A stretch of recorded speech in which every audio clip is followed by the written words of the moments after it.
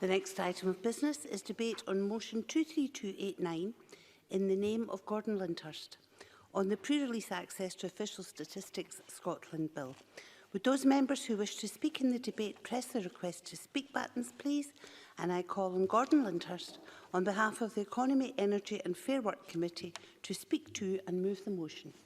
For up to 9 minutes, please. Thank you, Deputy Presiding Officer. Why raise the same issue in November 2018, in September 2019 and again today?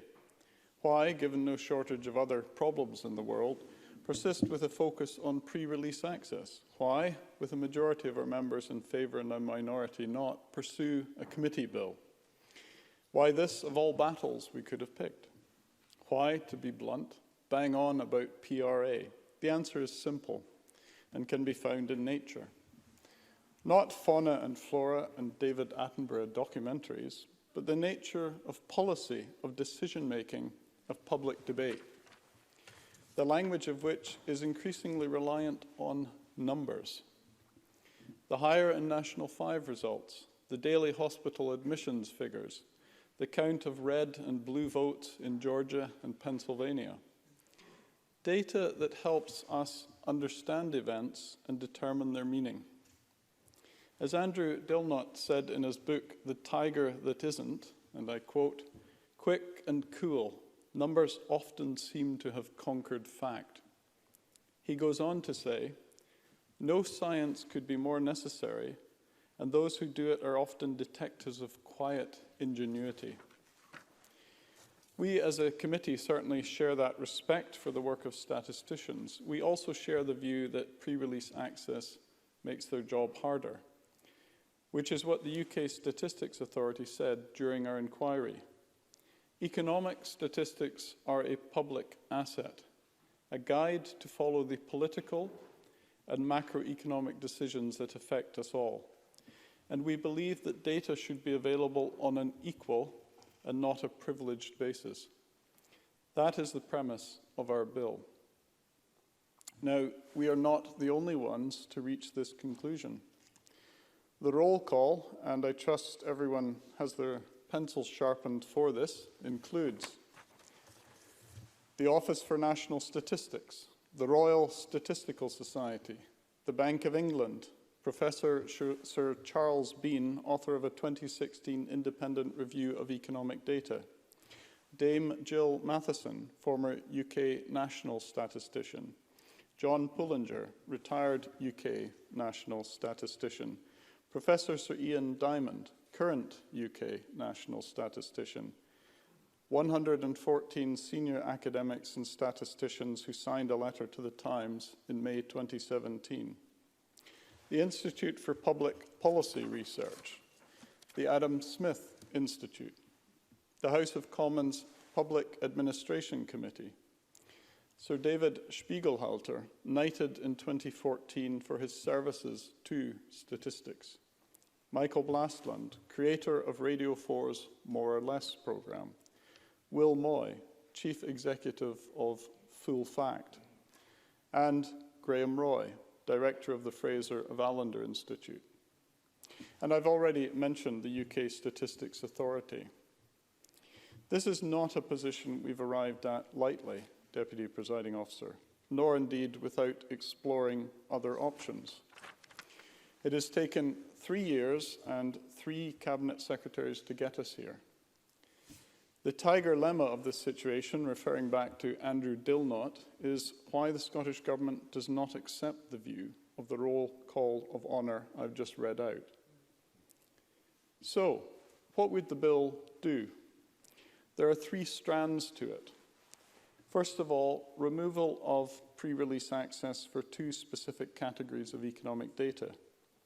Secondly, a phased approach to that removal and review of its impact.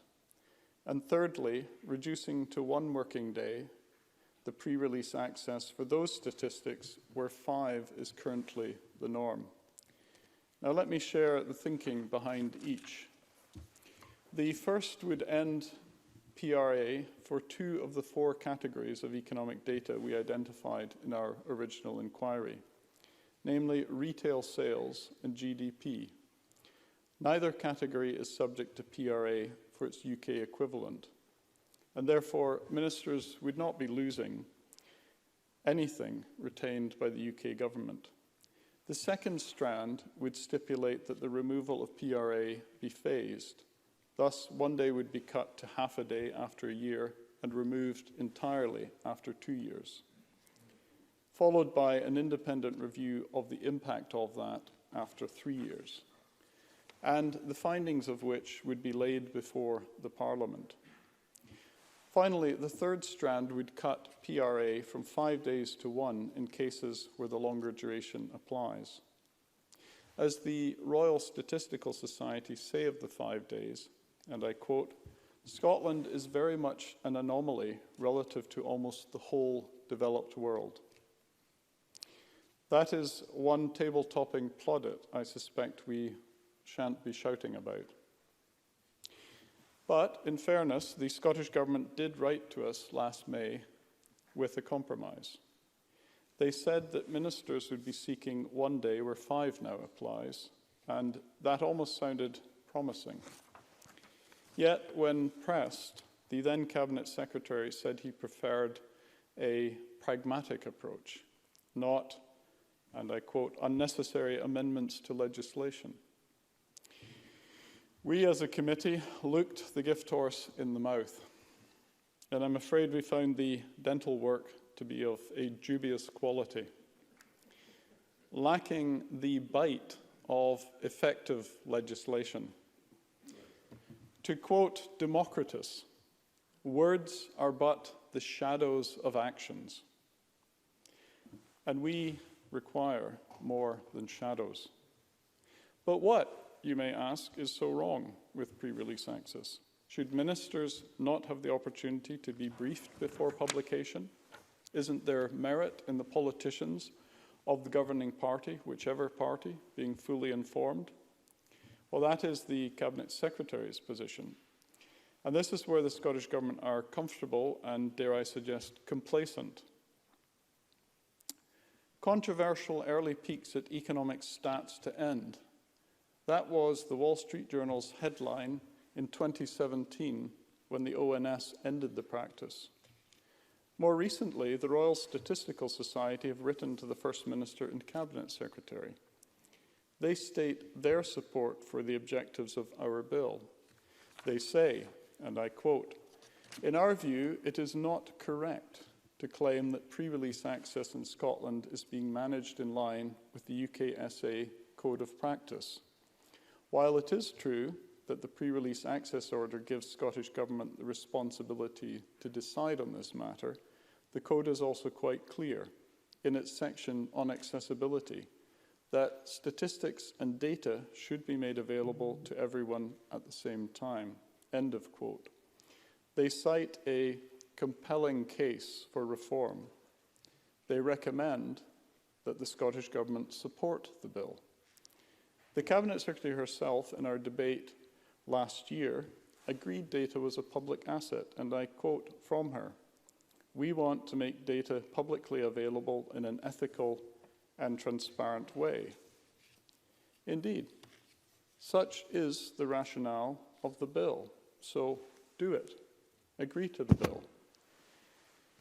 David Spiegelhalter, a name I dropped earlier, says, "There is great damage done to the integrity and trustworthiness of statistics when they're under the control of the spin doctors." Now, he deplores what he calls number theatre and the co-option of numbers for political performance. So let me be clear again. This bill is about economic data. It's not about health or education statistics. It is to distill the debate into a mere 5 words about ministerial benefit versus statistical integrity. The data of the pandemic has revealed something important, though. It has shown us that numbers matter, and they matter too much to permit early peaks for some and not others. This bill is about openness and transparency. It is not about the conquering of facts. It is about fundamental principles. It is about equality of access. It's about trust. It's also about the nature and quality of public debate. Deputy Presiding Officer, I move the motion in my name.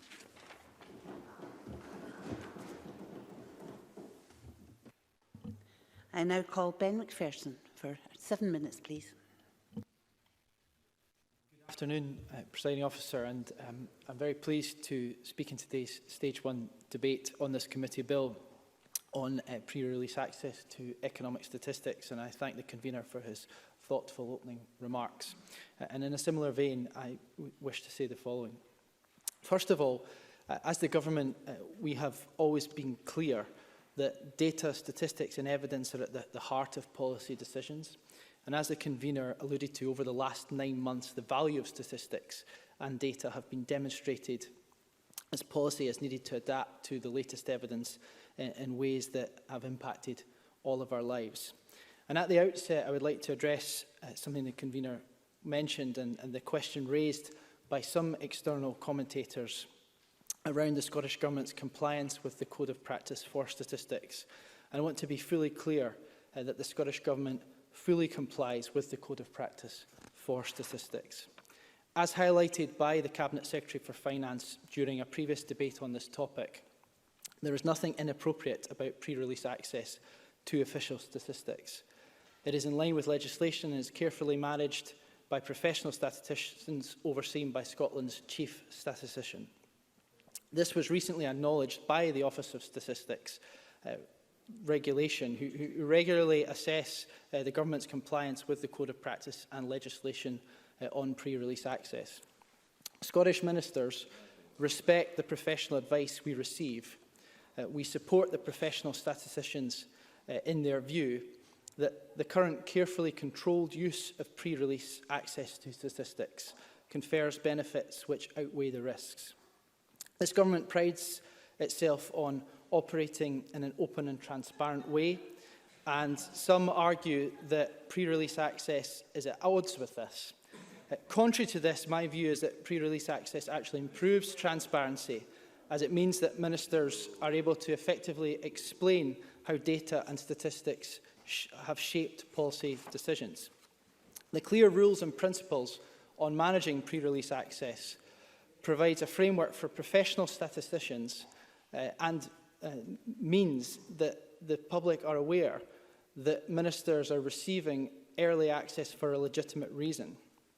During the debate, when the bill was first proposed, the committee focused on the idea that PRA gives a first-mover advantage, and the convener focused a lot on that in his remarks.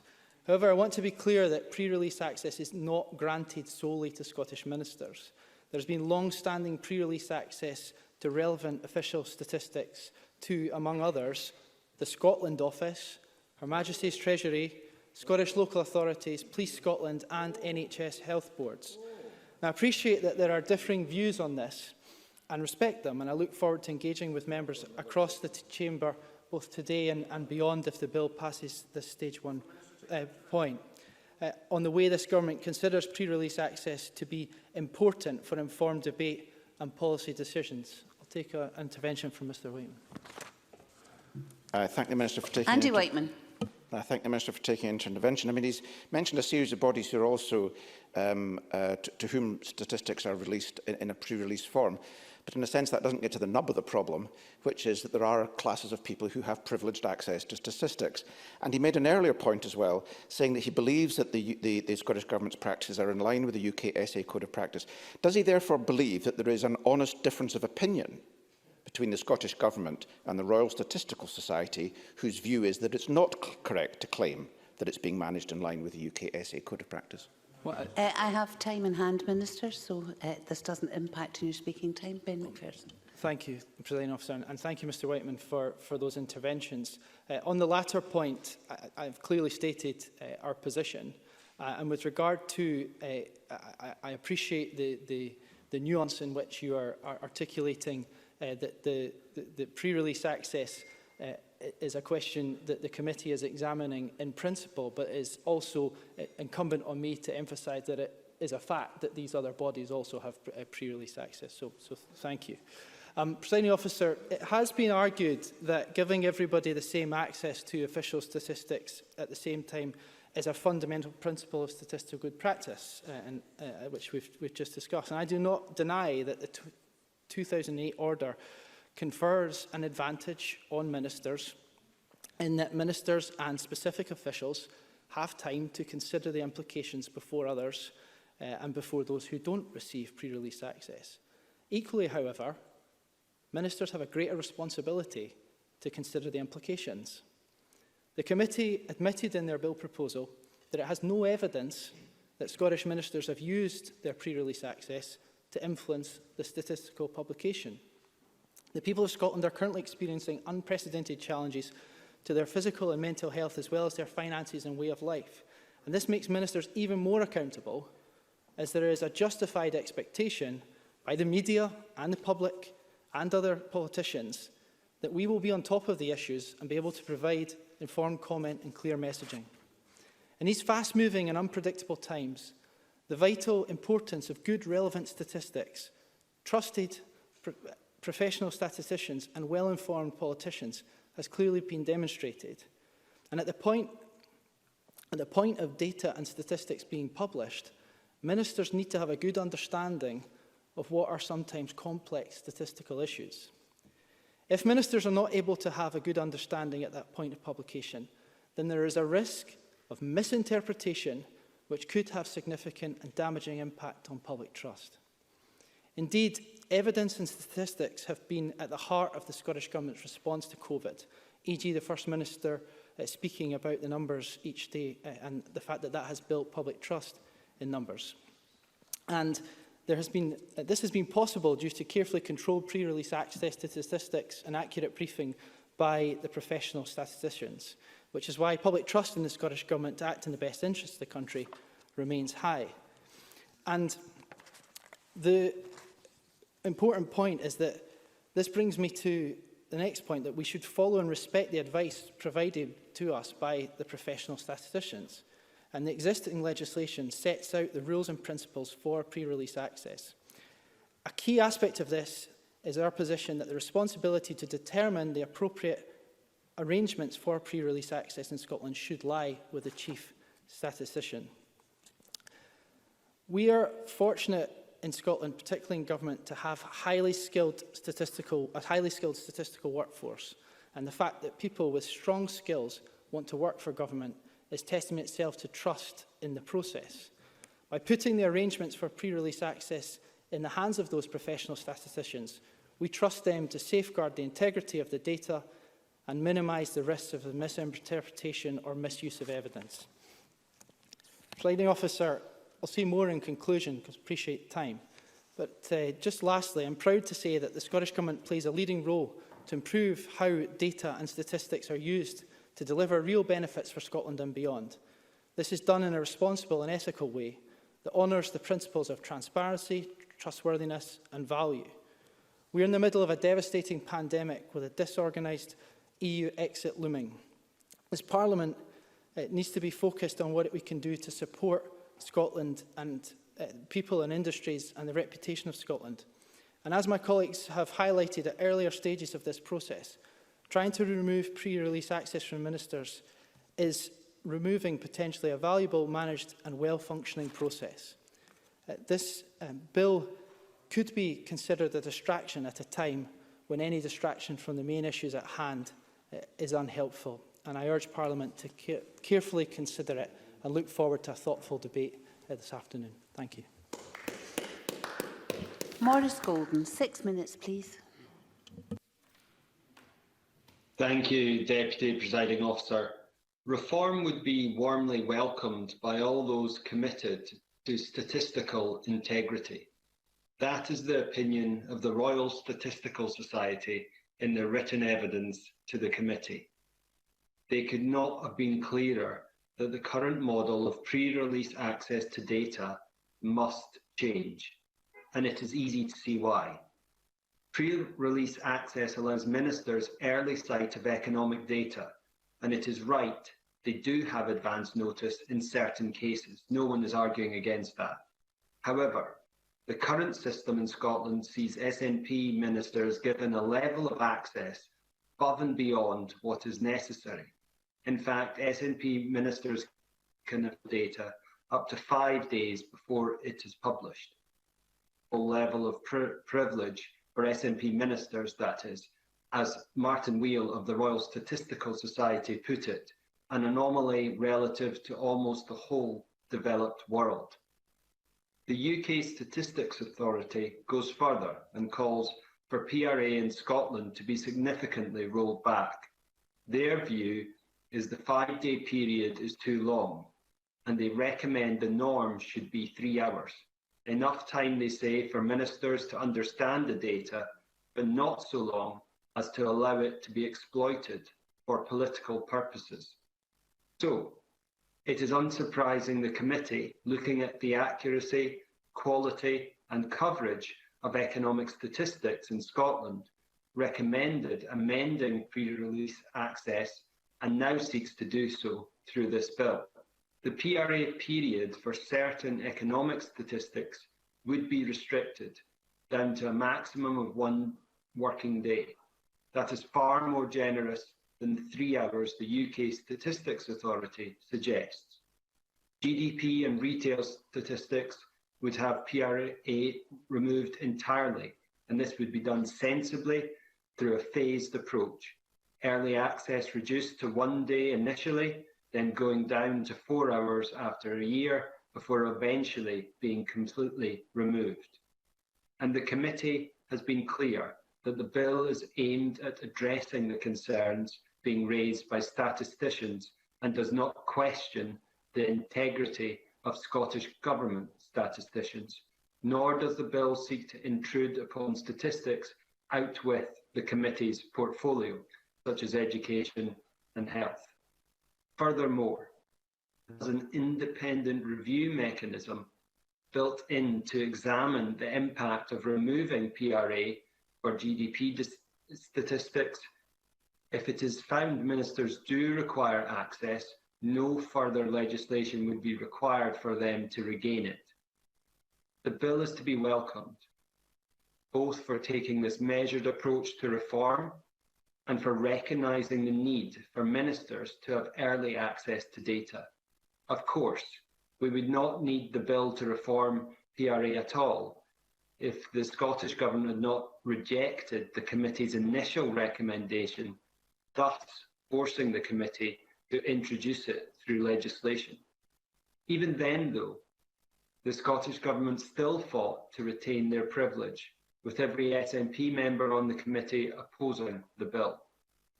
The Finance Secretary has tried to defend this. In a letter to the Statistical Society, she cited the SNP's use of data as helping to build public trust.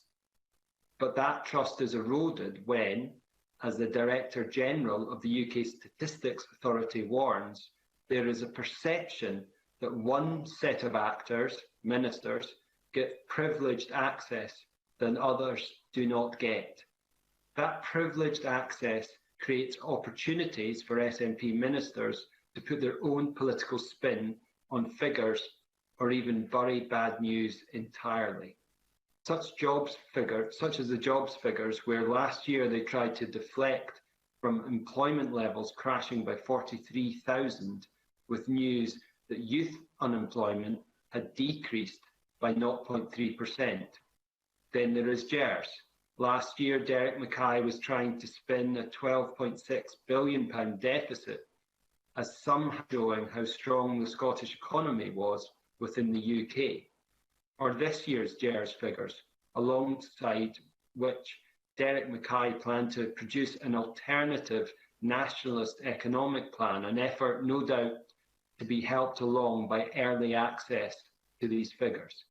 The plan was dropped when Mr Mackay had to resign, but the current Finance Secretary did not even acknowledge the ballooning fiscal deficit and instead tried to spin the figures as being supportive of SNP policy. And it is this concern that official statistics are being used for political ends that goes to the heart of why reform is necessary. Because these statistics are not just numbers on a page. They are a public asset, and the public must have trust in them. Eroding that trust ultimately erodes trust in government too. Well, now an opportunity in front of us to help restore some trust in politics. Every member of this Parliament, regardless of politics, has a duty to do that. Thank you, Presiding Officer. Jackie Bailey, 5 minutes, please.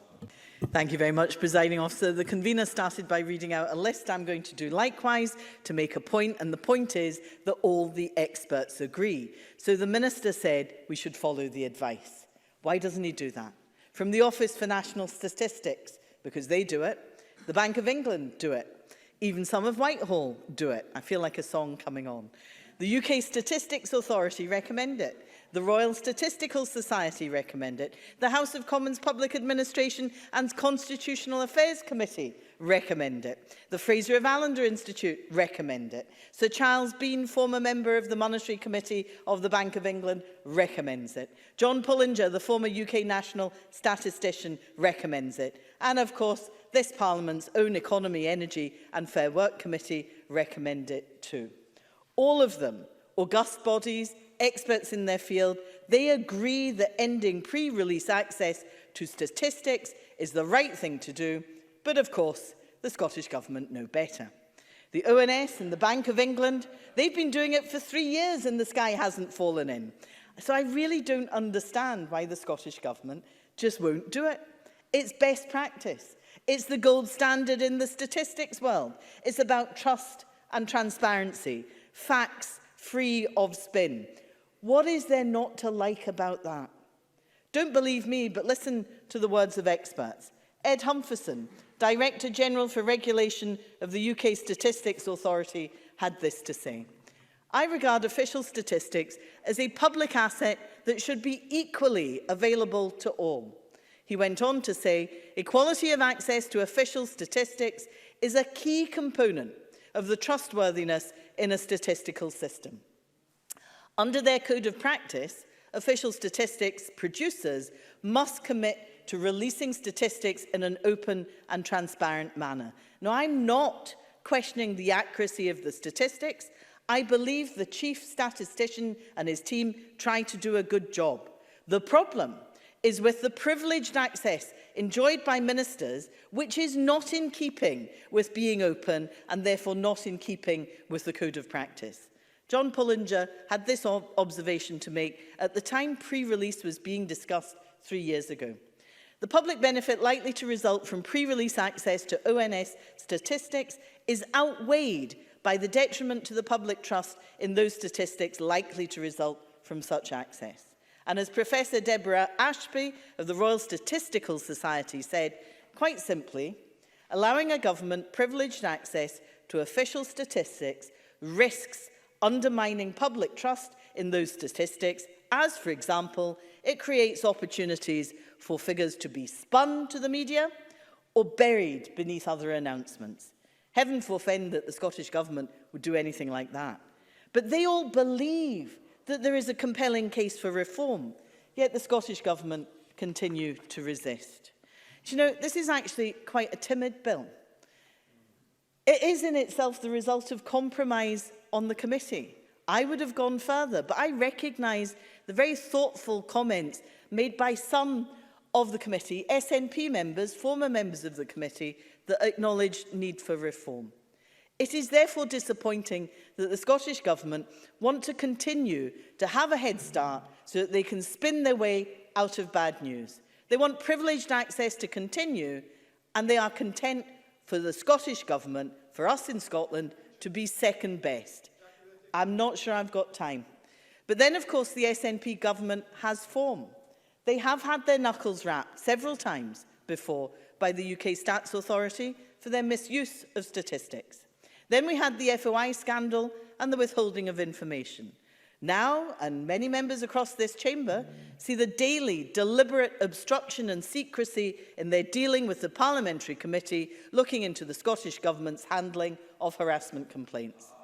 The SNP government has presided over a new level of secrecy in Scotland, a culture where secrecy is the norm. It is time to throw open the doors and let the light shine in. This is not a distraction. This is about the machinery of government. And it is about all future governments, whatever their political stripe.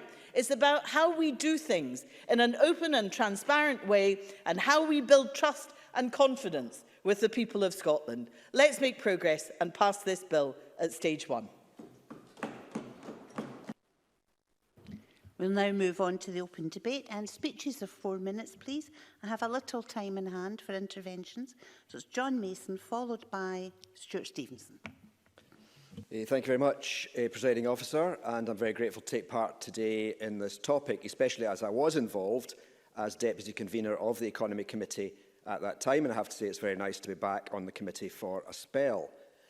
The background to much of this was the Economy Committee's 2018 report on data and the quality and coverage of our economic statistics. I think it was my colleague Gordon MacDonald who pushed for that inquiry particularly, and good certainly came out of it, as we have now seen a steady improvement in data being made available for the Scottish Fiscal Commission in particular, but in fact for all of us. Getting access to relevant Scottish data from the likes of HMRC has long been a problem, as they and other UK agencies previously only seemed to think at a UK level and had not thought it necessary to produce disaggregated Scottish statistics. On pre-release access, or PRA, I think the whole committee accepted that there was room for improvement in statistics being released more promptly. Society generally has become more transparent, and even the UK, not a country known for open government, has moved in this direction. In 2017, the ONS ended all 24-hour PRA for its official statistics. However, UK departments have not followed, and there is a particular difficulty comparing Scotland with the UK as different bodies prepare the statistics here and there in different ways. But certainly from my perspective, 5 days PRA for some statistics did seem a bit excessive. I think most of us do understand that there's an argument on both sides. On the one hand, statistics are a public asset and do not belong to any government, so therefore should be released as soon as possible.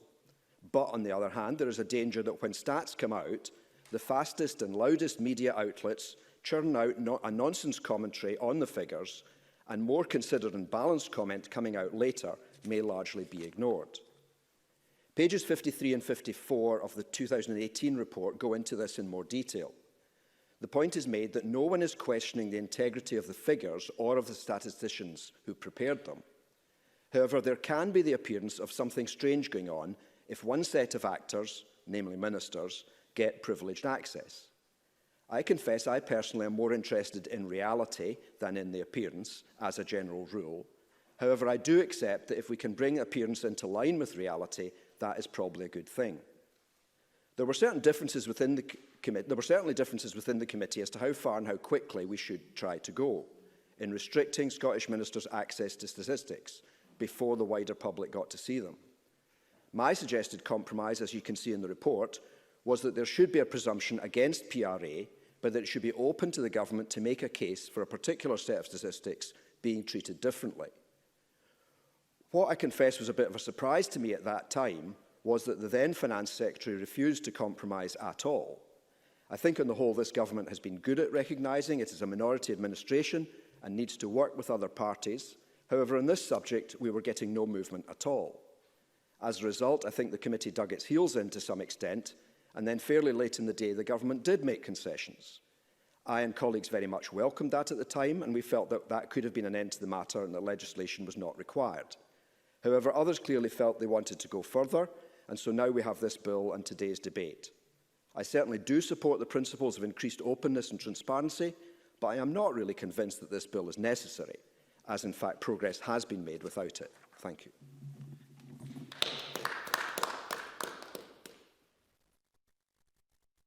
Now go on to Stuart Stevenson, please, to be followed by Alexander Burnett.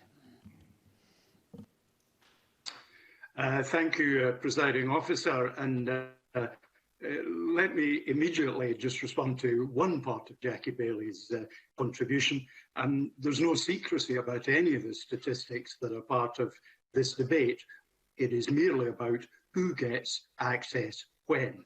They all get published. So is it a question of best practice to remove pre-release access to statistics? If so, Why doesn't it apply to all 4 economic stats? And indeed, why doesn't it apply right across government?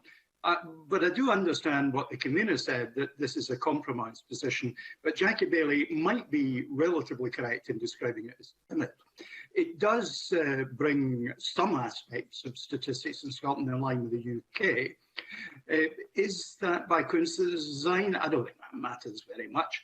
I recognise that a variety of statistical authorities recognise that pre-release access is something that they believe should end. We've had quite exhaustive lists about that, and they highlight trust. And there's a perfectly valid point in there. But what impact will removing the government's pre-release access have on trust in leadership? I think it's a question. I don't try to answer it.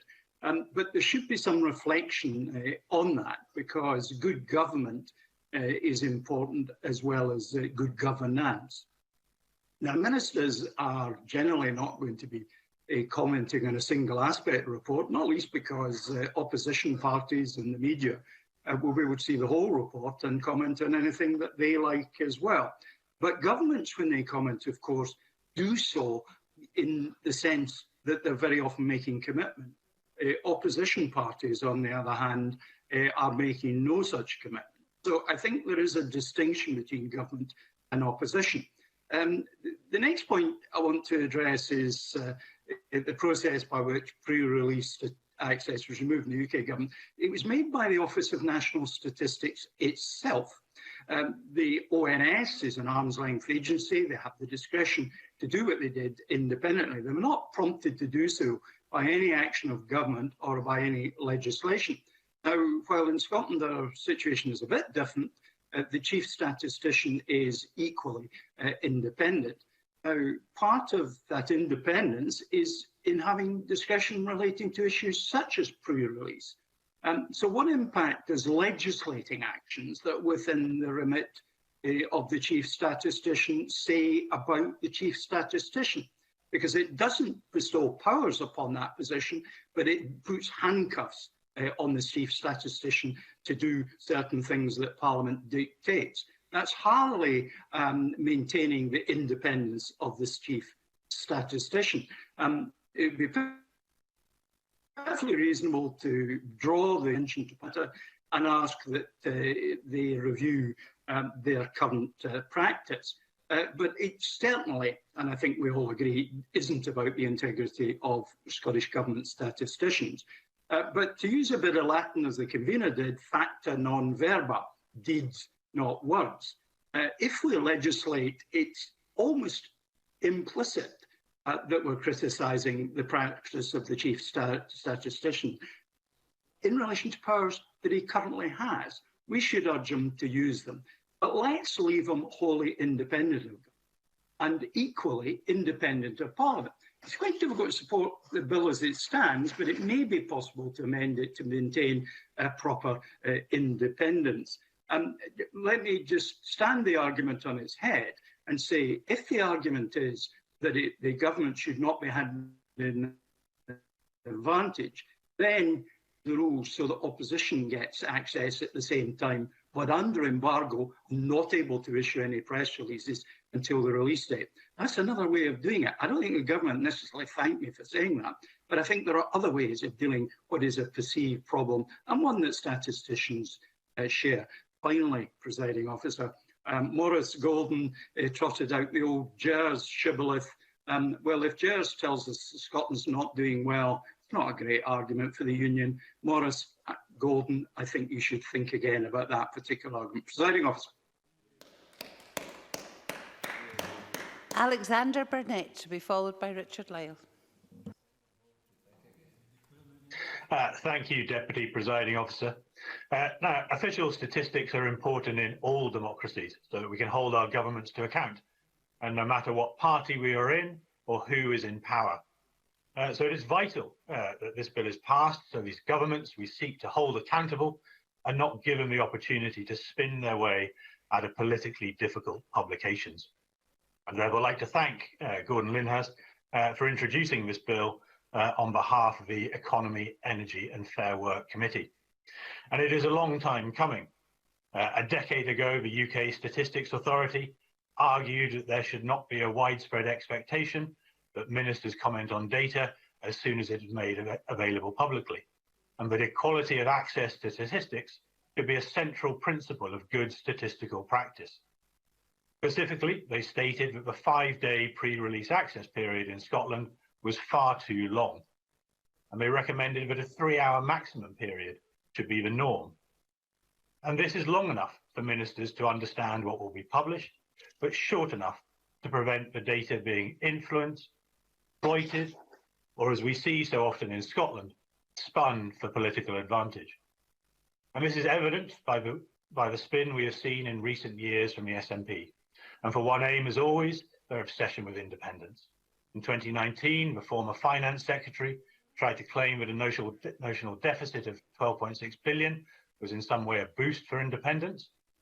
But whilst Derek Mackay has now faded into history and become yet another statistic of SNP's shame, the reality was very different and is still very much with us.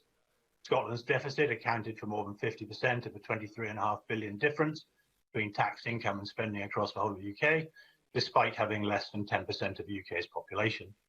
And just a few months ago, the current Finance Secretary, Kate Forbes, did not even acknowledge the increased fiscal deficit, instead claiming an independent Scotland would have the power to make different choices with different economic budgetary results. But these plans to produce their own economic case for independence have been shelved. And the question from my colleague Murdo Fraser still stands. How much does this exercise in SNP spin cost the Scottish taxpayer? So it was no surprise that all SNP members of the committee have opposed the introduction of this bill, as this SNP government are using the pre-release of official statistics to give them time to manipulate the information to their advantage. From when they turned a 43,000 drop in employment figures into a 0.3% reduction in youth unemployment, but this has to stop, because this bill is not to disadvantage them either, but simply place them on an equal footing with the UK government. It aims to take a moderate approach to resolving this issue, while not taking away any privileged pre-release access privileges from the government that the UK government would still retain. So whilst members from the SNP may claim that ministers need to be able to comment on important statistics at the earliest opportunity, the government are using pre-release official statistics to give them time to manipulate the information. However much education standards have dropped, and however incompetent SNP ministers are, this does not justify the need for 5 days of analysis. Even the Royal Statistical Society has said so, and that the current privilege is very much an anomaly to the whole developed world. The line from the minister earlier that pre-release improves the information as it allows ministers to explain figures to us is simply patronising. So this government can be better than this. Whether the SNP choose to be better remains to be seen. Thank you. Apologies to the Chamber for what seemed to be some little error in the system there. I don't know who was trying to break in to say their piece. Richard Lyle, please, to be followed by James Kelly. Thank you, Presiding Officer. Presiding Officer, firstly I have to say I regret the personal attacks on members that are not here and members that can't defend themselves, and the personal attacks that the opposition have come in with today on this particular debate. That's absolutely outrageous. Presiding Officer, the public, Parliament and media expect ministers to be able to respond to statistics when they're released, and of course it's a key element of producing official statistics that are properly understood by stakeholders and the public. The functions of this bill today on pre-release will therefore hinder an integral part of the Scottish statistics system. Indeed, PRA allows ministers and others to make informed commentary at the time that the figures are published. PRA has been a long-standing practice, having been around since before 2008 order itself. In terms of PRA, Scotland order sets out the rules, principles relating to the granting of pre-release to official statistics in their final form prior to publication. The importance of pre-release access is not only about commentary, which I will further comment on later in my contribution, but it's also about a statistical integral point of view. Pre-release access period is used by statisticians to ensure that those who need to comment on the statistics at the time the statistics are released can do so on an informed basis without misinterpretation. No, I won't. It is better. You lost that when you've done a personal attack on people. You won't be interrupting. It is better. Point of order, Daniel Johnson. I would really urge the member to clarify. He's just made a very serious allegation saying that I besmirch the character of a fellow member, and I do not believe that I have. That's not a point of order, but perhaps Mr Lyle would like to respond before. Well, they can give it out, but they can't take it. It wasn't aimed at you. It is better for ministers to be involved in the orderly release of official statistics than to be commenting on out-of-date or incorrect figures near the publication time of statistical publication, as this would be confusing for the public, would damage the confidence in the official statistics. Indeed, I would reiterate in the strongest terms the public, parliament and media expect ministers to be able to respond to statistics when they are released. They expect ministers to be aware of what's happening in the public services, which they are ultimately responsible. These are fast-moving and unpredictable times. We see time and time again demands on ministers to be informed, accurate and totally on the ball. That makes ministers more accountable, as their expectation that the minister will be on top of the issues, be able to inform, comment and clear the message at the point of the data being published. PRA is a key to that. And I've clearly seen time and time again the heart of the Scottish Government's response to COVID-19. The evidence and statistics have been prevalent. First Minister, speaking about the numbers, each day has built significant trust in numbers. It's been possible due to pre-release access. Statisticians place considerable value ensuring that ministers respond to statistics in an informed way based on correct understanding of those statistics. We have the importance of the quality of our economic statistics, which is paramount. Let us be clear, removing PRA would mean that ministers would have to give their immediate reaction to statistics to ensure that they understand them properly, they interpret the statistics correctly, and they do not draw or push into a policy position that is based on a misinterpretation of the figures. Without early access, it's inevitable that ministers and advisers would want to anticipate what the statistics are going to say. They can do this at any time, but one thing would be clear that they're going to doing so without the advice of one group of staff in the best place to advise them on what the statistics mean. We then have the real possibility, the alternative is ministers could end up saying they're unwilling to comment until such time as they have a chance to consider the statistics and take advice on the policy implications. That would reduce the scope for discussion and debate. How can that be in the good interests of good government? As far as I'm concerned, in the last 9 years, time and time again, I've heard members from opposition parties requesting specific detailed information. Mr Fraser, for instance, always asking. Removing PRA would sincerely hinder the ability to deliver those requests. That's frankly what the opposition want. As far as I'm concerned, Presiding Officer, we should not limit that potential. Thank you, Presiding Officer.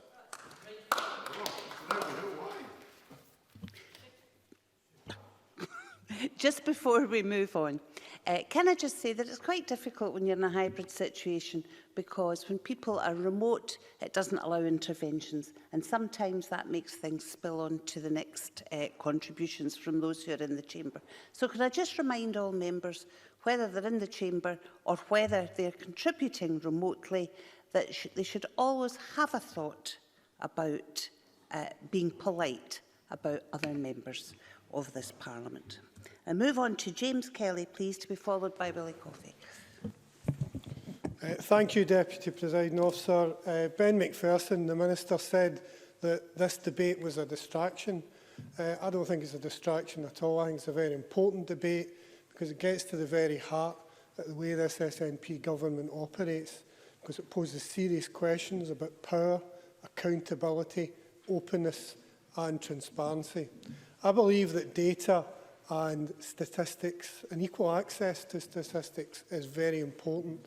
To cite an example, if I can give the example I used at First Minister's questions at lunchtime, if you look at the statistics produced by the Poverty and Inequality Commission in relation to the Scottish Welfare Care Grants. It showed that Glasgow was the lowest out of all the local authorities in terms of these care grants for the average grant of £146. And it also showed that only 36% of grant applications in Glasgow were successful, contrasted to Fife's 95% success rate. So that's important, not just because I can read out those stats, it's important because it tells us that people who are vulnerable and living in areas in deprivation in Glasgow aren't getting access to the welfare fund payments that they require. It also tells us that Fife have got a successful application process. So that illustrates how important statistics are in terms of contributing to a debate. Yeah, okay, sure. John Mason. Well, I take his point, but how would the PRA affect these particular figures about poverty in Glasgow? James Kelly. I'll address that as I go through. It's a fair point. I'll address that as I go through my contribution. So in terms of, I commend the committee for bringing forward the committee bill in terms of access to statistics. Jackie Bailey said it was a relatively timid bill, not usually an adjective I associate with Jackie Bailey. But what I would say is that what the publications do is that it allows better interrogation, and this addresses Mr Mason's point, and also proper analysis which informs the debate as these statistics come out. And that can allow opposition politicians to hold the government better to account and address issues like poverty in Glasgow. Now, Ben McPherson said in his contribution that he thought the government were open and transparent. You know, when I heard that, I thought comedy hour was coming to the Scottish Parliament, because the rest of his speech was very defensive in terms of the issue. And essentially, it was all about the SNP retaining power and restricting accountability. And it links to an issue. You may laugh, Mr Coffey, but it links to an issue of the reality is with this SNP government is that there is a culture of secrecy. You know, we see it in terms of the publication or the lack of publication around data on Barnett consequentials around the pandemic. Look at the way civil servants have had to be dragged on different occasions before the parliamentary inquiry on Alex Salmond. The lack of publication of legal advice around the key BIFAB issue. So the SNP, it suits them, you know, to restrict the debate, to restrict access to statistics. And I think, in summing up, Deputy Presiding Officer, as we enter the 22nd year of devolution, it's time to end this sham of secrecy around the publication of these statistics. It's time if we are a properly open and accountable Parliament, the government should have nothing to hide, and they should ensure that the access is equal across all interested parties and experts. Thank you. Willie Coffey, please, followed by Rona Mackay. Oh, thanks very much, Presiding Officer. We've heard some away with the fairies speeches this afternoon, I think, in here. Isn't it strange, Presiding Officer, isn't it strange that pre-release access to government stats was enjoyed by our predecessors sitting over there for 8 years, and still is elsewhere by the Tories sitting over there in another place? But it's only when the SNP government has the same privilege that it becomes a problem. Why is it taking you so long to come up with that? I think you've been exposed by your points of view on that today. But it has been interesting, Presiding Officer, to hear the different perspectives on a subject, which to me could possibly have been sorted out some time ago, with perhaps a little bit of compromise. Whether to continue to grant pre-release access to Scottish ministers to certain classes of statistical data, or whether not to, or whether to alter it, isn't exactly up there in the priority list of the Scottish people at the moment, I think. My constituents in Kilmarnock and Irvine Valley email me about plenty of issues on a daily basis, but this isn't one of them. I'm fairly certain about that. But here we are anyway.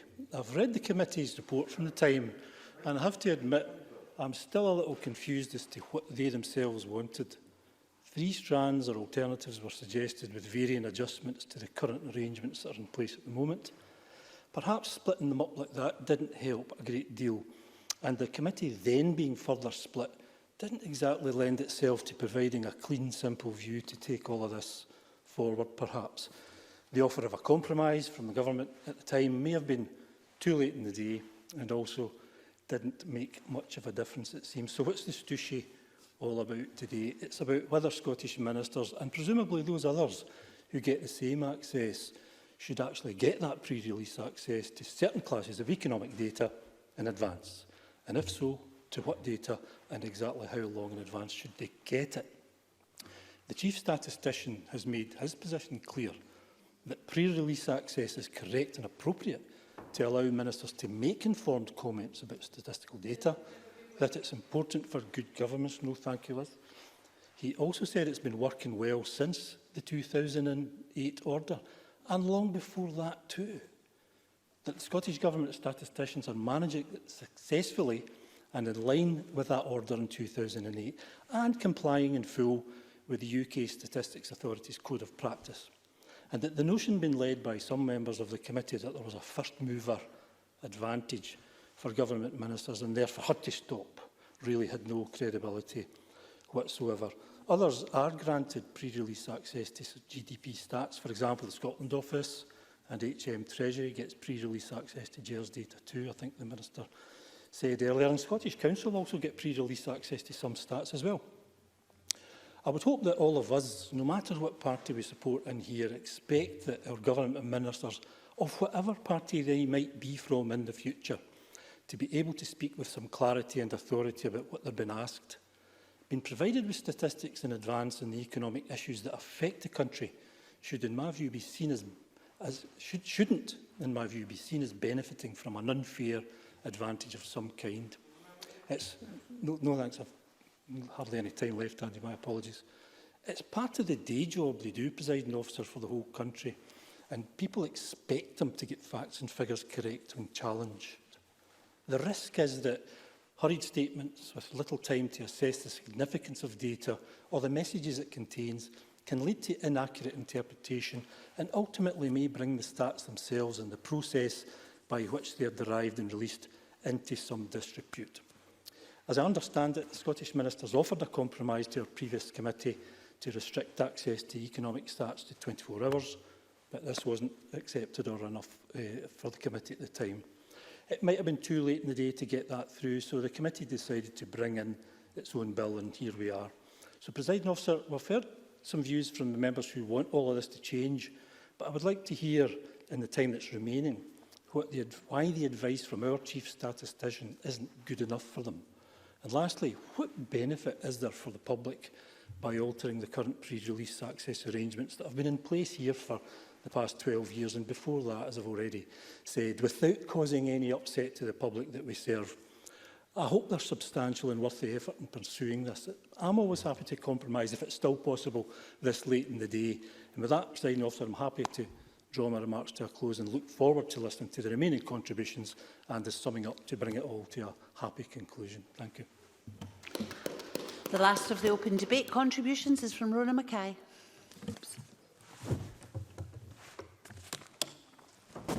Thank you, Presiding Officer. I'm not a member of the committee bringing this bill forward, and I defer to the members who clearly know far more about it than I do. But nevertheless, I'm pleased to be speaking in this pre-release access to official statistics debate. I have to admit I'm slightly out of my comfort zone. I've always had a bit of an aversion to the word statistics. However, this is a really important issue with wide-ranging implications. Presiding Officer, official statistics must be properly understood by stakeholders and the public. Pre-release access is central to the Scottish statistics system and best supports the same by making official statistics available in advance of publication to specific individuals not involved in their production. This allows ministers and others, as we've heard, to make informed comments at the time the figures are published, to answer questions and to flesh out the statistics in an informed manner. I understand there's opposition to this, we've heard it today, but the public, Parliament and the media expect ministers to be able to respond to statistics when they're released. It's important to say that pre-release access is a matter decided by the Chief Statistician and the independence of his role is crucial. In addition, as others have said, PRA is not granted solely to Scottish ministers. There has been long-standing PRA to GDP statistics for the Scotland Office and GERS for the and the HM Treasury, and it's been a well-established practice in Scotland since 2008. It's made under powers in the Statistics and Registration Service Act 2007, which allows Scottish ministers to set rules on PRA for Scottish divulged statistics. Pre-release access is important from a statistical integrity point of view. Statisticians need to know that questions can be answered on an informed basis, which adds the worth of the statistics and avoids misinterpretation of the work that they've carried out. Presiding Officer, we know that evidence and statistics have been at the heart of the Scottish Government's response to COVID-19. As MSPs, our inbox fills daily with people wanting evidence of the various measures that are being introduced to keep people safe, and that's why statistics are so important. The First Minister's full and informed daily briefing on statistics during this terrible pandemic has built significant trust in the numbers, and this has been possible due to the pre-release access figures. The public and Parliament expect ministers to comment not only on statistics but also on the policy implications. Presiding Officer, this isn't about Scottish ministers using their legal powers to get a first mover advantage. It's essential for good governance, and it covers all aspects of policy making in Scotland today. There is no compelling evidence to suggest that the Scottish Government should change its adopted position in PRA, and it's certainly an issue that really shouldn't be determined by party politics. What is important is ensuring that the public are aware that official statistics have been produced and published by professional statisticians, and that in line with the Code of Practice for Statistics, there is no political interference in this process. So in conclusion, Presiding Officer, the Scottish Government position in PRA, I believe, is sensible and necessary, and now is certainly not the time to start making changes. Thank you. Now move to the closing speeches, and I call down, Daniel Johnson for around 4 minutes, please. Thank you, Deputy Presiding Officer. I'd like to begin by thanking the committee, not just because I had the pleasure of taking part in one of the evidence sessions that they had when I was a substitute member on the committee, but because I think this is important. And not just because of the substance, but actually because I think committee bills are important, and we've had very few of them. It's one of the unique and special powers of this place, and one that's seldom used, and I think it's welcome that the committee has decided to bring forward a bill, and on such an important matter. Indeed, I also admire the committee for being so candid, opening one of its sections with the line, "Why do we care so much about this?" And I think Gordon Lyndhurst's response to that question was very well made, that it's about the nature of policy, the nature of discussion, and indeed about the nature of today's world, which is increasingly data-driven. Data, where that data's timely publication is important. And I think that was important before the COVID crisis, but I think the crisis, one of its consequences, is that we realise just how important that data is. We have become familiar with terminology such as R numbers and various rates, the reliability of tests, all of which we had no familiarity with before the crisis. And these things are important because they allow us to understand the situation, but it also is important because it allows us to understand the effectiveness of government action, and timing matters. I think we're all familiar with, and I'm going to modify this phrase, Presiding Officer, lies, darned lies, and statistics. And the point is this: the statistics and numbers in and of themselves don't lie, but the way they are presented, the context they are provided in, can alter the interpretation. And early access provides that opportunity to alter that context, and therefore providing that unbalanced access to the government provides the opportunity for those in the party of government to do just that. And that's why best practice is for openness. Now, I think it's somewhat curious to me that Ben McPherson in his opening statement stated that the government's position is in line with the Code of Practice by the UK Statistics Authority, because the letter addressed to Kate Forbes on the 9th of October stated this: "In our view, it is not correct to claim that pre-release access in Scotland is being managed in line with UKSA Code of Practice." That is quite plain and simple. Indeed, I think it's also quite remarkable in some ways that we had Maurice Golden quite plainly stating the need and why we should move to this, because Ultimately, this is simply bringing things into line with the restrictions which are already placed on the UK government. They only have 24 hours pre-release access as compared to the 5 days that are afforded to Scottish ministers. Therefore, it's straightforward. And surprisingly, it should be something that we all note for Conservative members to be able to defend this, because it's simply defending what their colleagues down in Westminster do. Now, I think that should be a wake-up call to our SNP members, because we should strive for better in Scotland. This Parliament has prided itself on being a leader on such matters, on openness and transparency in government, but on this, we are unfortunately a laggard. And the thing is, statistics are a public asset. But if we were to listen to SNP members today, and if we were to listen to Ben Macpherson, the only people who can have a balanced and honest interpretation of those statistics are government ministers. And that's clearly a nonsense. Ultimately, we must remember that the government exercises its powers at the behest of this Parliament and in the public interest. And therefore, we cannot treat government operation as some discrete private enterprise. It is a public enterprise. It is a public institution, and they exercise those on behalf of all of us. And that information that they hold should be available as soon as possible and to all people who can commentate. Now, some people have argued that the reason that pre-release is required is so that those numbers can be interpreted. Well, I would agree, because we all have to interpret them, because the way that those numbers ultimately are interpreted is through discourse. And if one side of that discourse has preferential access to the others, therefore it is stilted and therefore unfair. So I would say to the Scottish Government, let's move this. These are a modest set of principles. They only bring things into line with practice elsewhere. And let me just end with this. Is if immediate access is good enough for the Bank of England, and given the importance of the information and the complexity of that information they provide, if the Bank of England can do it, surely the Scottish Government can do it. Thank you. I call Murdo Fraser for around 4 minutes, please. Thank you, Presiding Officer. Well, who would have thought that a debate on the dry subject of the publication of statistics would end up being quite so lively and heated as it has been? Can I just make a few remarks in summing up the debate? And maybe I should just start off just by commending the committee, the Economy, Energy and Fair Work Committee, for bringing this forward. Because as Daniel Johnson fairly said, the promotion of a bill by a committee is relatively unusual in this chamber. And it's good to see a committee using its powers to bring something like this forward. And this bill had a long gestation period. It came out of a report back in 2018 looking into the accuracy, quality and coverage of economic statistics. And if the government had responded to that debate, this bill would not be necessary. It's only necessary because of the government's intransigence on the issue. Now, at the start of the debate, Gordon Lyndhurst outlined the issues addressed in the bill, ending PRA for 2 out of 4 categories of economic statistics and reductions in PRA from 5 days to 1 for market-sensitive data.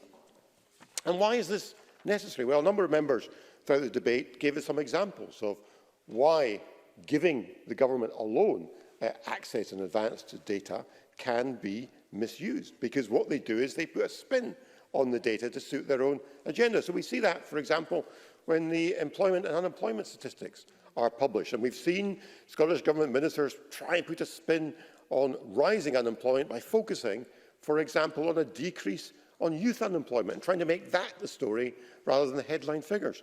We see it in the annual bun fight of the GERS figures that a number of members referred to, where parts of that are cherry-picked by the Scottish Government to try and put a positive spin on them. Who can forget Derek Mackay claiming back in 2019 that a notional deficit of £12.6 billion revealed, and I quote, the strength of the Scottish economy within the United Kingdom. So that's why this bill is necessary. And we heard all those in favour, quoted by Gordon Lyndhurst and others, the UK Statistical Authority, the Royal Statistical Society, and many others saying why this bill was necessary. Now, Mr Macpherson did a stalwart job of trying to defend the indefensible in relation to the SNP position. And if I heard him rightly, I think there were essentially 2 arguments he put forward on behalf of the government. The first argument was if the government didn't get early access, of data, there was a risk of misinterpretation. So in other words, only the government are capable of presenting data and figures in an accurate way. And of course, we know that's not the case. It is frankly a rather patronising view to suggest that all other parties will put a spin on data, but the government alone will be objective and get it right. And his second argument was, even more bizarre, this bill is a distraction, he said. You know, we're dealing with COVID, we're dealing with great economic issues.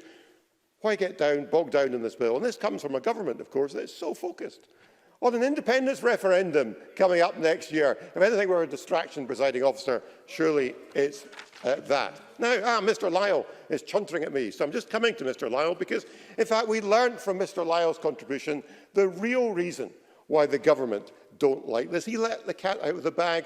According to Mr Lyle, it would give too much information to the opposition to let us see data at the same time as the government. The pesky opposition, according to Mr Lyle, are always asking too many questions. How dare we ask questions? How dare we challenge the government? That's what we're here for, Mr Lyle, to challenge the government, and they shouldn't be getting the data all to themselves. Presiding officer, what this bill will do is bring us into line with best practice elsewhere.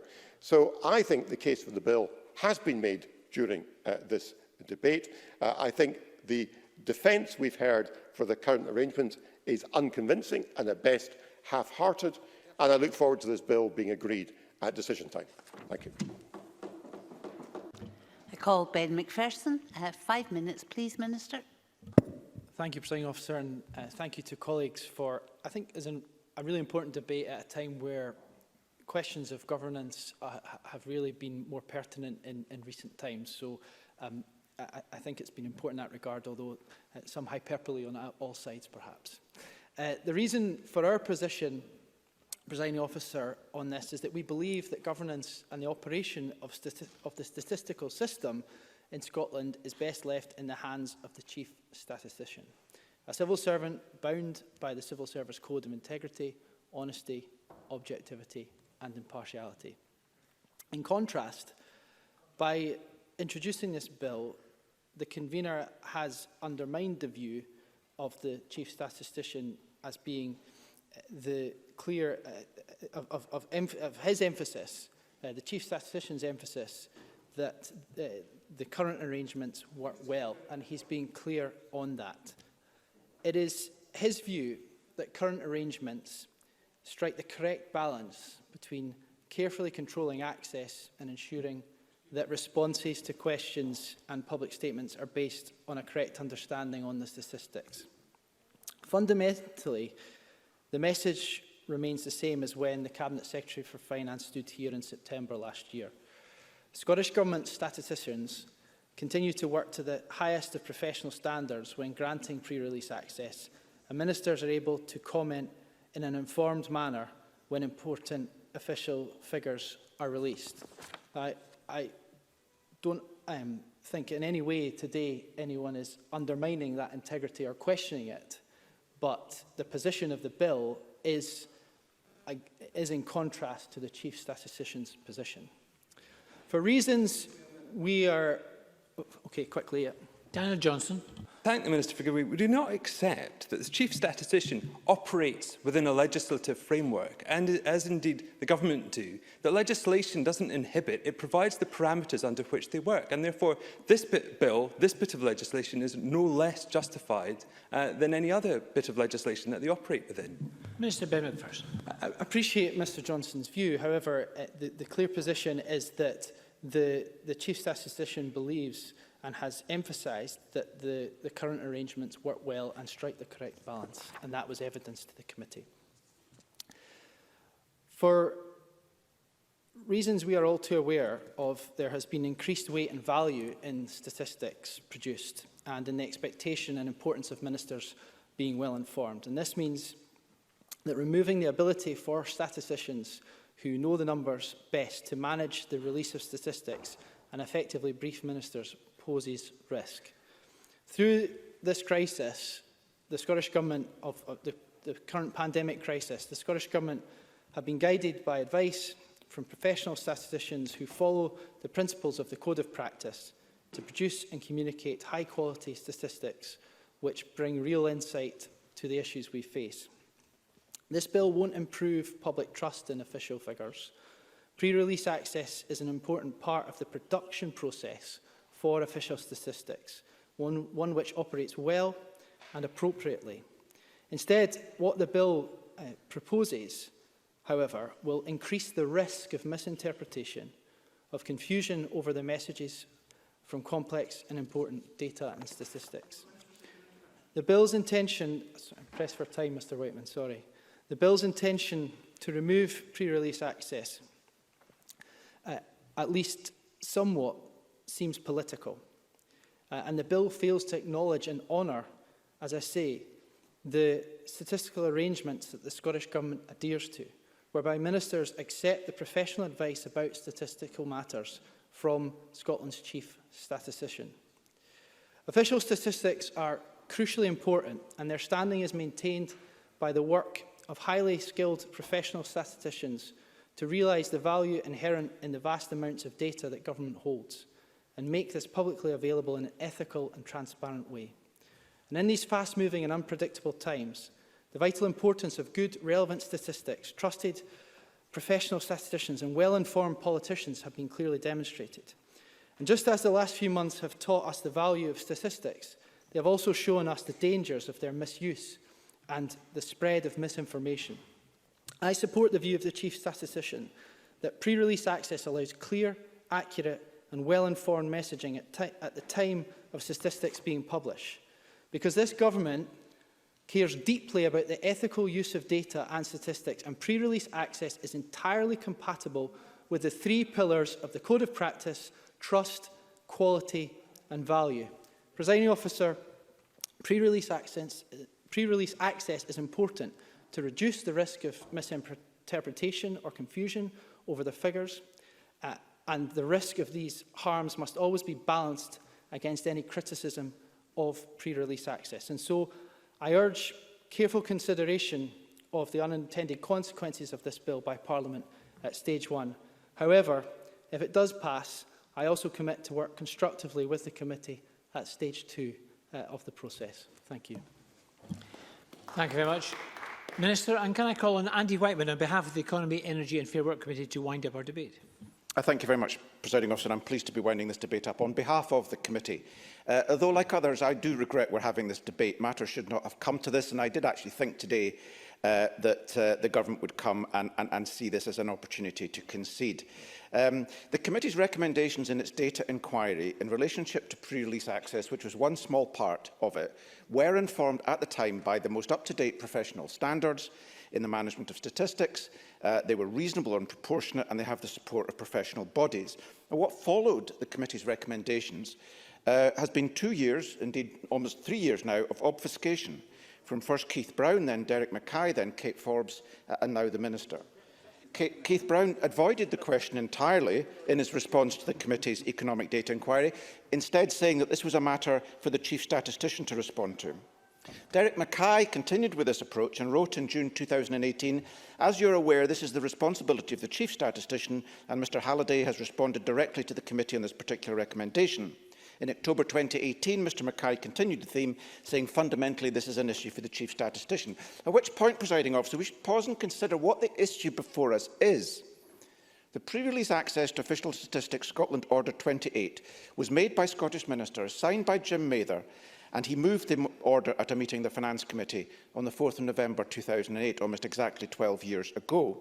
It is for Parliament to decide whether, and if so, how much, pre-release powers to give to whom. And that's what that order was about, and that's what this bill seeks to amend.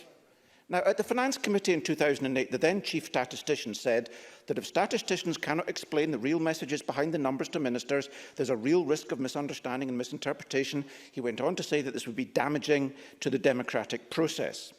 But even then, in 2008, this was not the prevailing view among the statistics profession. because the chair of UK Statistics Authority had told government 3 months earlier in August, and I quote, "The Statistics Authority would wish to see a commitment both to a progressive reduction in the length of time for which privileged access is granted, as well as in the number of officials and ministers seeing statistics prior to their publication. We would encourage the Scottish Government to adopt statistical policies that promote equal access, the earliest possible publication, and minimise the opportunity to make policy proposals or comments with advanced sight of the unpublished statistics." That was the view of the chair of the UK Statistics Authority 12 years ago. Time has, of course, moved on, 12 years almost to the day. And giving ministers up to 5 days for pre-release access is no longer best statistical practice, as evidenced in as stated in the evidence to the committee by the Executive Director of the Royal Statistics Society, the Chair of the UK Statistics Authority Board, and others. Now, the Minister claimed in his opening remarks that he said, I quote, "I want to be clear that the Scottish Government fully complies with the Code of Practice for Statistics." He then goes on to say that this was recently acknowledged by the Office of Statistics Regulation. Well, I should say that that matter is a matter of dispute. And so to assist the committee in its deliberations, if this bill is voted through at stage 1, it would be helpful if the Minister could share with the committee that recent acknowledgement. Now, Maurice Golden cited examples of ministers spinning statistics. Other members did that too. Murdo Fraser did. And I want to be clear that as far as the committee is concerned, we never alleged any such practices. What we did do, based on the evidence we had, was we identified that as a risk. Now, the Minister, in his closing remarks, cited the opinion of the Chief Statistician. And we respect the view of the Chief Statistician, and we make it very, very clear in our report on this bill that in no way is anything we've done or recommended calling into question the integrity of statisticians in the Scottish civil service. But we do, with respect, take a different view from the Chief Statistician, who, it must be recalled, has at his disposal some power, which is given to him by the 2008 order, which, as much for his own good as anything else, the committee believes he should not have that degree of discretion. Now, a number of members made political points. It wouldn't be appropriate for me to respond to that. But I would say that a number of members made some quite remarkable statements about the complexity of these statistics, the importance of ministers being able to understand them. The only two statistics that this bill will end pre-release access to completely are retail sales and GDP.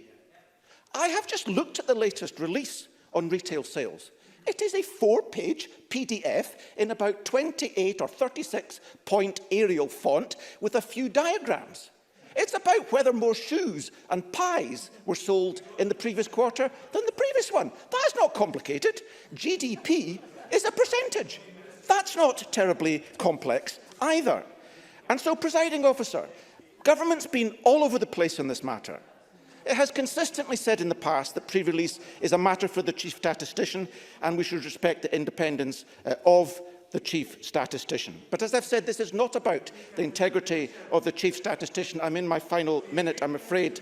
I'm in my final minute. This is not a question about the integrity of the Chief Statistician. But the consensus, and I would say to Willie Coffey made a fair point in reflecting the debate that took place in the committee.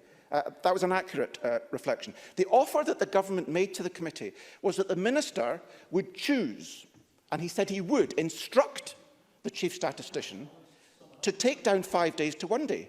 So a couple of months earlier, he'd been told the committee, in opposition to our proposals, that the Chief Statistician his independence should be respected. But his solution was to instruct the Chief Statistician to do something. Presiding officer, that is an astonishing place for the government to find itself in. I think it's even more astonishing that we continue to find ourselves in this place, and I would commend this bill to Parliament. Thank you, committee. Thank you very much. And that concludes our debate on the pre-release access to Official Statistics Scotland Bill. Now, the next item is consideration of legislative consent motion on the Medicines and Medical Devices Bill. Could I call on Jean Freeman, the Cabinet Secretary, on behalf of the Government, to move motion 23312? Moved. Thank you very much. The question on this will come at decision time. And we turn now to decision time. Point of order, Keith Brown. Thank you, President Officer. I wish to raise a point of order arising under Standing Order 11.5 relating to the rights of members to vote on matters coming before this Parliament. President Officer, the issues I wish to raise relate to the online voting process and in particular the issues arising from yesterday's voting at decision time. You will be aware, President Officer, that problems arose with the voting process almost immediately that the first vote was called. At crucial points, you, President Officer, could not be heard by members online.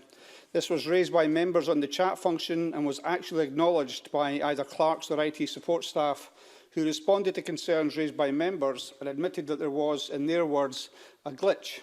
Just to repeat that point, Presiding Officer, it was confirmed by clerks that there was a glitch in the process. Despite this glitch and recurring connectivity problems, I was able to cast my vote on the first series of questions. However, when we came to the vote on the second substantive motion of the afternoon, the acknowledged glitch in the system returned. In addition to not being able to hear you, Presiding Officer, the screen in my voting app abruptly closed and returned to "There is no vote currently open" screen and would not reopen. I immediately advised of this through the chat bar that I was unable to vote and I wished to vote no. This was the protocol I had understood that you had advised us to follow to have our vote counted. I know that my request to have my vote recorded as a no vote was received by you, Presiding Officer, as you called me to confirm my point of order, albeit that I was unable to do so immediately because of connectivity issues. Despite repeated connectivity problems, I tried on at least 3 further occasions to raise my point of order. Eventually, my request was acknowledged by the clerks who advised online that it would be taken after Joan McAlpine had raised her point of order. My point of order wasn't taken then, as you decided, exercising your legitimate discretion, to take another point of order from Jackie Bailey. I say point of order, but as you acknowledged, it was not a point of order, rather a puerile party political jibe. Eventually, I was able to make my point of order. You responded that my point was noted and that it would be recorded. The outcome, Presiding Officer, is that despite following the protocol which you yourself had advised, my vote has not been counted. I believe that this is a breach of my rights guaranteed under Standing Order 11.5 to cast my vote on matters raised in this chamber. I would ask that my vote on the motion in question is not simply recorded, but counted. I am not seeking to change my vote, Presiding Officer. As I say, I was unable to cast it using the app. Neither did I make a mistake, which I am now seeking to have rectified, unless, of course, I was mistaken to have followed exactly the procedure that you have laid down. The process would not allow me to vote. The point you made yesterday that such votes would not have changed the outcome is, with all due respect, Presiding Officer, irrelevant to the rights of members of this Parliament to cast a vote and to have it counted. Not to do so, Presiding Officer, would, I believe, further increase genuine, broadly based and cross-party concerns about the efficacy and integrity of the ability of members to exercise their democratic right to vote in this Parliament. Thank you, Presiding Officer. Can I thank Mr Brown for the points of order and the various points he's made. I'll try to address each of them if I can. First of all, can I just say I do recognise the concern that Mr Brown raises. It must be very frustrating indeed for any member not to be able to vote in this Parliament. Our processes are there to protect your interests individually and communally as members, and it's there to also make sure it's done in a robust and a way that can be withstand scrutiny, and legal scrutiny if necessary. But just to go through some of these points, yes, there was a glitch with the sound, but there was one glitch with the sound. Now, I took the opportunity to review that with our officials after business closed. I was then sent a recording of the actual glitch itself, and I listened to it myself last night and again today. There was one glitch. Although there was 7 seconds of my voice missing, the result of the vote itself was very clear. It was very clear. And there could be no mistake from listening that what you were voting on. There was no repeat of that glitch. So although Mr Brown says there was a recurrence of the sound problem, it was not of the same glitch. There was one glitch and no recurrence. Mr Brown, I'm happy to discuss this with you later, but I'm giving you my account of what happened. There were second issues which Mr Brown has experienced repeatedly, which are connectivity problems. Now, the difficulty there is that Parliament cannot be responsible for members' individual connectivity problems. I recognise it is an issue, but that's not something that I'm afraid that I can take account of. Members have to make sure they are on board, and it is the members' responsibility, not the Parliament's. It's not the Parliament's responsibility to ensure a broadband connection to the member's home or office or wherever it is. That is the members' responsibility. In this particular case, The member did notify the chair that they wished to, so you notified the chair, Mr Brown, that you wish to make a point of order. And I repeatedly tried to bring you up. I certainly tried to bring you up at least 3 times, possibly more. But we were not able to resume that connection. And eventually, and I agree it happened after you lost the opportunity to exercise your vote, but I did eventually at least get the chance to make sure that you put it on the record. But I also recognise that we were not able to address the connectivity issue during the vote itself. But again, I'm afraid the Parliament cannot take responsibility for that. That is the member's responsibility. Now, the second thing I did, or the third thing now, you suggested that I offered the reassurance to members that even if all the members who had indicated they wished to vote the other way, it would not have affected the outcome of the vote. Can I just say quite clearly, that was not the reason I didn't rerun the vote. I was offering that by way of reassurance to members because at this stage we were having repeated point of orders and members were getting quite animated. And I thought it might reassure some members, but it was simply an observation which might have had that effect. I can assure you it is not a factor that I weigh in my consideration about whether to rerun votes or not. So you can absolutely have my assurance that was not the case, and I was offering it by way of trying to address the political rumpus that was going on. So I think I've addressed most of these points. I'm more than happy to speak to Mr Brown about his own personal circumstance last night. If there are any issues I didn't address, I'm more than happy to do so. However, I can say quite clearly I'm very confident that we gave Mr Brown every opportunity to exercise his vote correctly and that there was nothing wrong with the system last night, that all votes were recorded correctly. Now, I hope that Mr Brown will accept my assurance that is the case and that I take his interest in this very seriously indeed, that I'm here to try and defend all of your interests as members to make sure that you vote and that your vote is exercised properly and recorded properly. I have checked the official report. Your point of order, I agree that the voter roll has not been changed, but your point of order is on the record and is a matter of official note because of that. So I hope Mr Brown will at least take some comfort in that fact. Thank you. So we'll move on now, if we can, to this evening's vote. The first question is that motion 23324 in the name of Rosanna Cunningham on legislative consent motion Environment Bill be agreed. Are we all agreed? Yes. We are agreed. Our next question. Oh, sorry. I beg your pardon. There was no agreement there. In that case, we are going to move to a vote on the motion in the name of Rosanna Cunningham. And to do so, we will need to suspend so that the members, both here in the chamber and remotely, can access the voting app. So a short suspension of the Parliament. Thank you.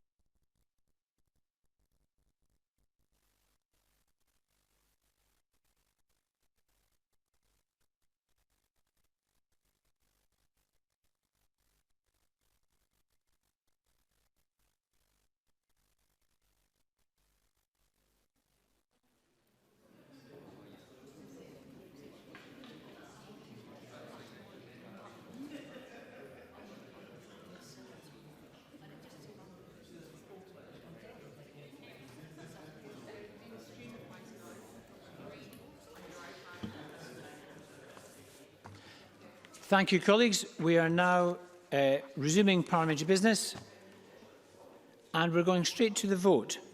So just to remind members, the question is that Amendment 23324 in the name of Rosanna Cunningham on legislative consent motion Environment Bill be agreed, and members should cast their votes now. This will be a 1-minute division. And again, I would stress, if any member cannot vote, just to let the IT officials at the back know, or let us know online.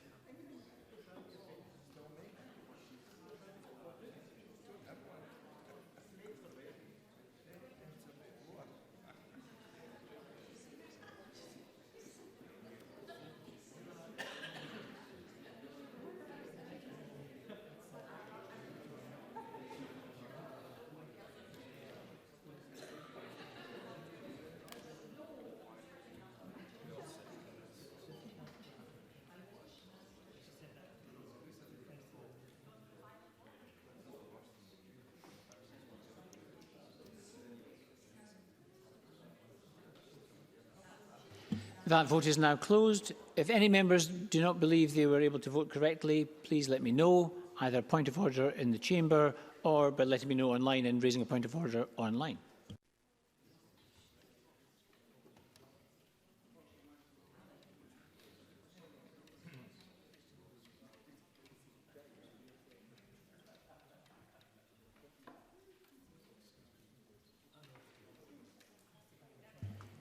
I've got Jamie Hepburn who wishes to raise a point of order. Mr Hepburn, can I just assure you, you have voted?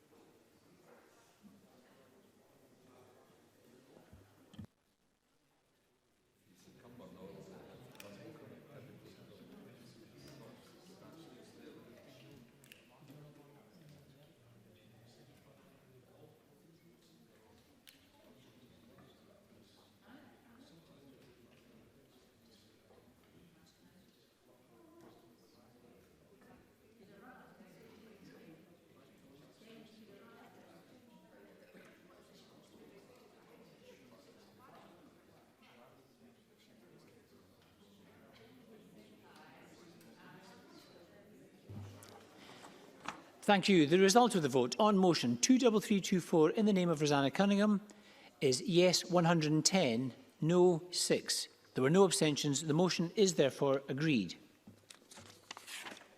The next question is that motion 23289 in the name of Gordon Lyndhurst on pre-release access to official statistics Scotland Bill be agreed. Are we all agreed? No.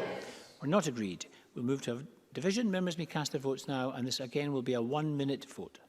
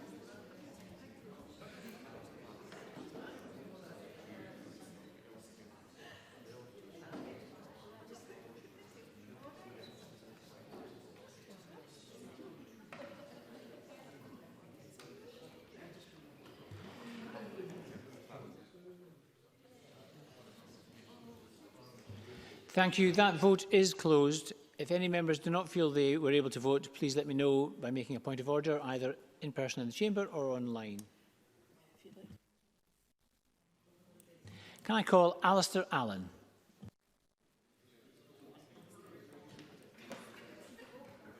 Presiding Officer. The voting app failed. I would have voted abstain. Thank you, Mr Allen. I can confirm that you voted to abstain. I'll make sure that's added to the voter roll. Thank you.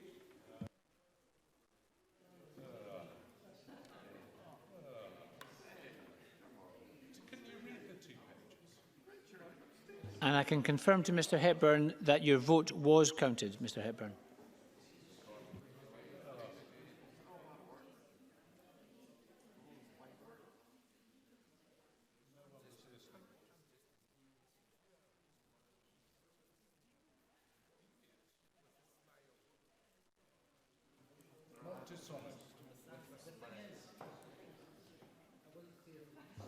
The result of the vote on motion 23289 in the name of Gordon Lyndhurst is yes 60, no 2.